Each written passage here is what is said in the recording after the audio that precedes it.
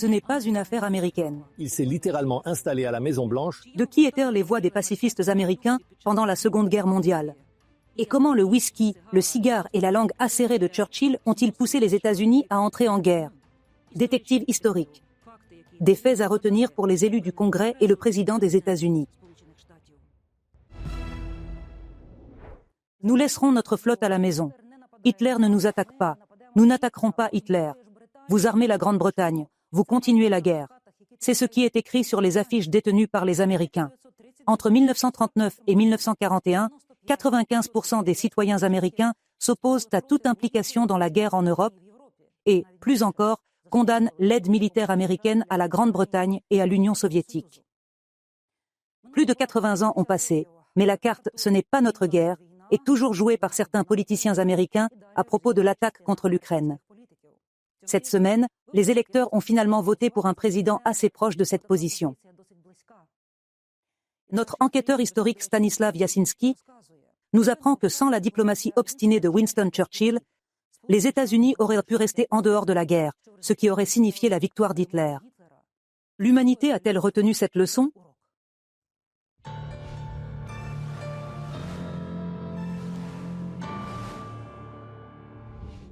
L'Amérique avant tout. Il s'avère que ce slogan n'a pas été inventé par Donald Trump, mais par les isolationnistes américains, partisans d'Adolf Hitler. C'est Charles Lindbergh. La plupart le connaissent comme le pilote héroïque qui fut le premier à traverser l'Atlantique à bord d'un avion monoplace.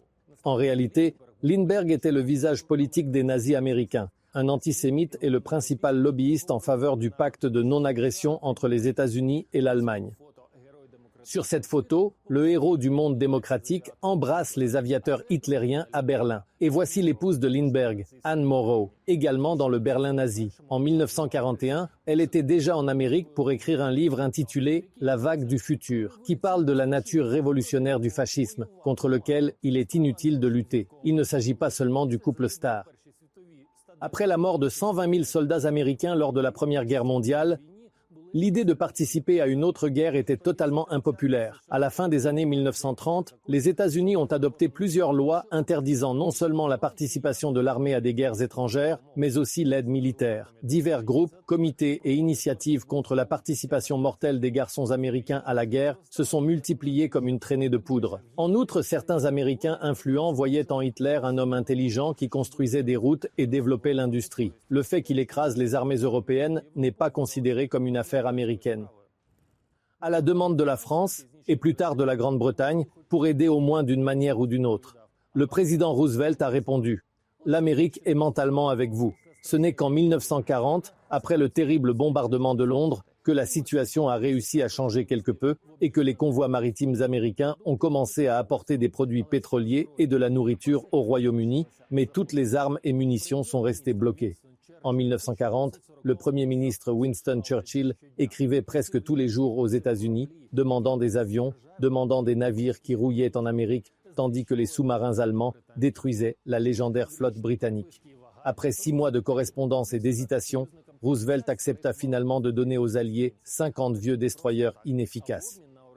Mais pas seulement comme ça, et en échange de la location de bases navales britanniques pour 99 ans de plus en paiement d'une aide future, il a proposé avec beaucoup d'insistance d'emporter tout l'or britannique aux États-Unis, soi-disant pour un stockage sûr.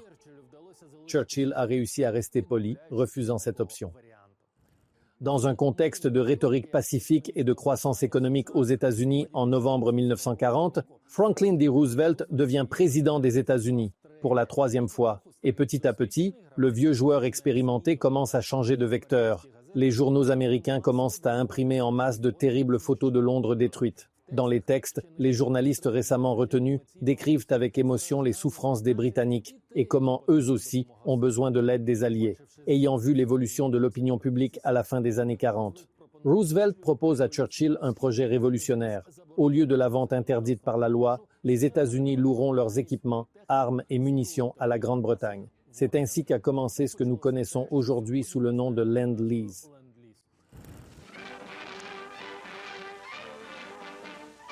Ayant reçu des armes et de l'argent, Churchill ne songeait pas à perdre son rythme. De plus, en 1941, l'attention d'Hitler se tourna vers un concurrent pour la domination en Europe, l'Union soviétique. Et dès que Staline est entré en guerre, le Premier ministre britannique, sans aucune consultation avec Washington, a commencé à transférer une partie de l'aide américaine à l'ennemi communiste juré.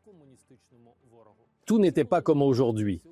Personne n'a demandé quelle technologie et quelles pièces se trouvaient dans les machines, les avions et les voitures. Personne n'a résisté ni interdit d'atteindre les cibles. Au contraire, Roosevelt a soutenu Churchill et a inclus l'URSS dans l'accord de pré-bail.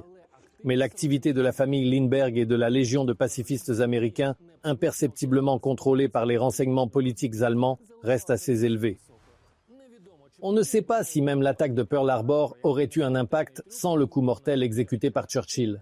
Malgré toutes les objections de la sécurité et du gouvernement, il a embarqué sur un navire et a effectué une croisière de 10 jours aux États-Unis, chaque jour pouvant être le dernier en raison d'une attaque de torpille des Allemands. Churchill a mis sa vie en jeu car il savait qu'il ne pouvait pas se permettre d'attendre. Il s'est littéralement installé à la Maison-Blanche et a étonné les couples présidentiels, les Roosevelt, avec ses cigares, son alcool et son incroyable capacité de travail. En quelques semaines, Churchill a pratiquement paralysé l'ordre politique américain avec son énergie. À la fin décembre, il s'est adressé au Congrès, prédisant le cours de la future guerre et le rôle de l'Amérique dans celle-ci. Ce discours de 30 minutes a été interrompu plusieurs fois par des ovations des congressistes. Les Américains ordinaires se sont rassemblés autour de leur radio et ont écouté, réalisant qu'il était temps de partir à nouveau en guerre quelque part au loin. Sans cet homme qui buvait trop et avait la langue excessivement acerbe, le monde tel que nous le connaissons aurait pu disparaître, devenant le camp de concentration d'Hitler et une colonie des pays de l'Axe auxquels appartenaient des régimes très différents de celui d'Hitler. L'Allemagne jusqu'à la Hongrie de Miklos Horthy, qui jusqu'à présent n'a jamais été condamné. Donc, sans la patience de Churchill et sa capacité à faire avancer les choses à temps, aucun de nous ne serait peut-être là. Néanmoins, ce véritable vainqueur a perdu sa première élection d'après-guerre. Il n'a jamais pu revenir du monde des armées immenses et des stratégies géopolitiques à un petit Beaumont politique. Stanislav Jasinski, TSN, Tijdен, 1+1.